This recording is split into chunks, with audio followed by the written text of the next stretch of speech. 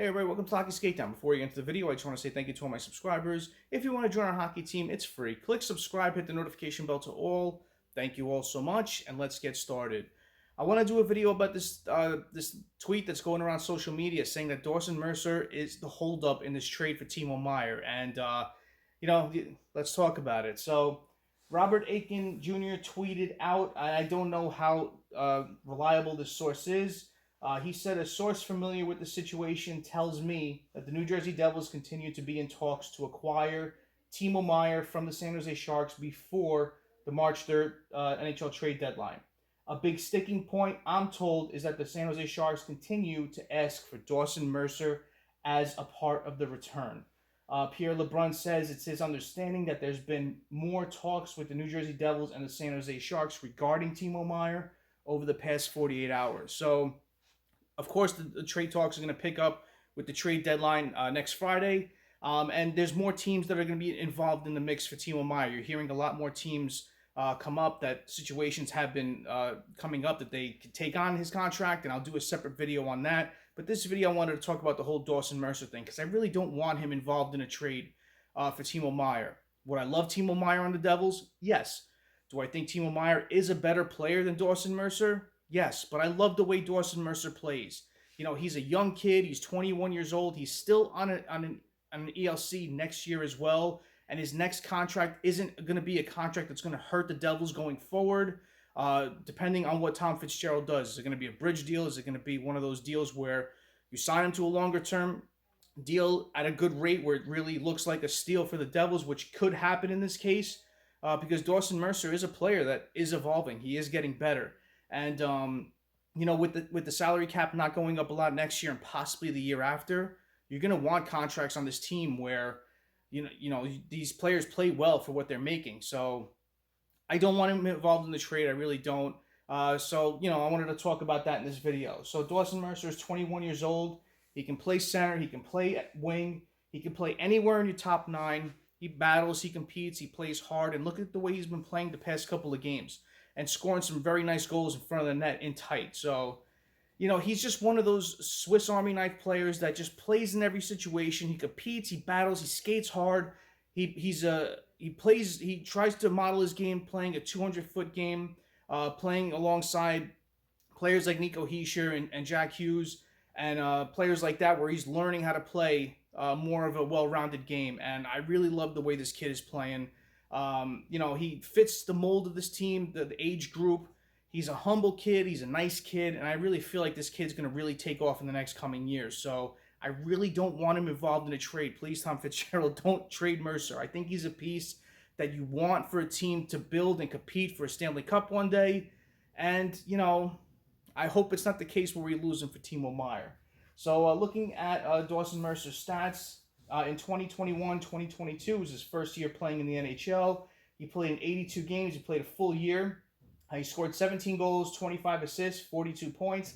Not bad for your first year.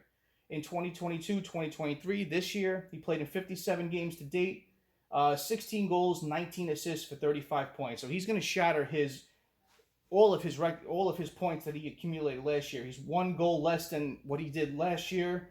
He's a couple of assists less this year than last year, and he's 7 points away from tying his 42-point mark from last year. So you're looking at a 50-60 point for Dawson Mercer over a full 82 games. So looking at his career, he played in 139 games, 33 goals, 44 assists for 77 points.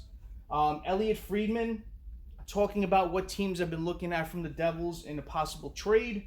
Elliot Friedman on 32 Thoughts podcast says that the Devils are being asked about their young defensive prospects, most likely not Nemeth and Hughes, but most likely Riley Walsh, Mukhamadullin, or Ahoytuk. And Ahoytuk is a name that I really don't want to move either. Hopefully it's a situation where we could possibly move out Ball, because I like the way Ahoytuk has been played when he's inserted into the lineup, but we'll see what happens.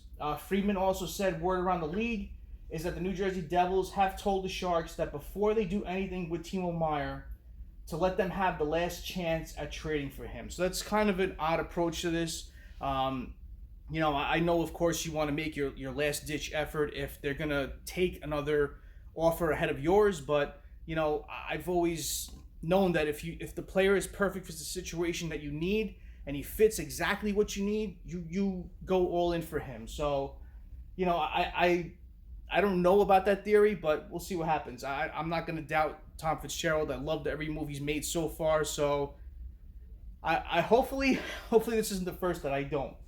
So Saravelli came out and said that Timo Meyer, I did it on a video a while back, that Timo Meyer in his next deal going forward is going to start at 9.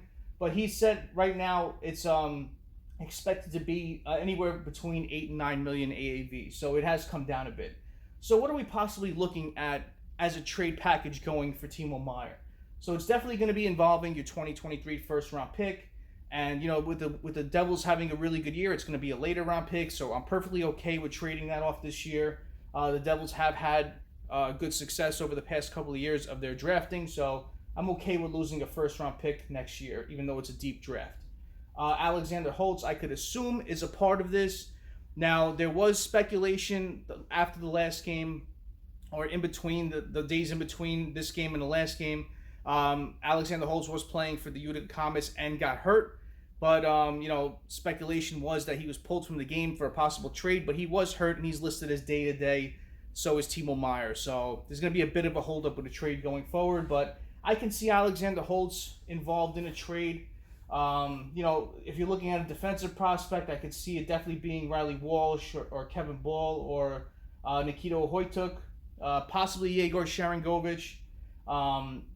And I think you have to throw in a player to make the cap work, and you possibly have to throw in a draft pick to help if there's some salary retention on the San Jose Sharks end. So, you're looking at a trade like that, possibly, a 2023 first.